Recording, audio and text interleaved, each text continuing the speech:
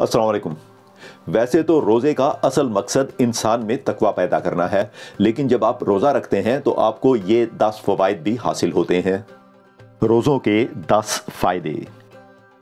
Number 1, फ़र्ज़ अदा होता है।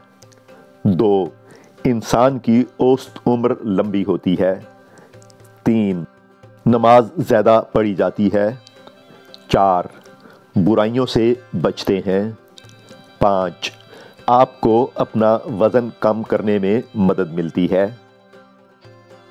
6, इबादत का सवाब ज़्यादा मिलता है। 7, कम खाना खाते हैं। 8, बुरी आदतों से बचा जा सकता है। 9, गरीबों की मदद होती है। और नंबर 10, दूसरों की भूख का अंदाज़ा होता है। रोज़ों के मज़ीद फ़वाइद जानने के लिए नीचे डिस्क्रिप्शन सेक्शन देखिए। फ़िलहाल मुझे इजाज़त दीजिए। अल्लाह हाफ़िज़।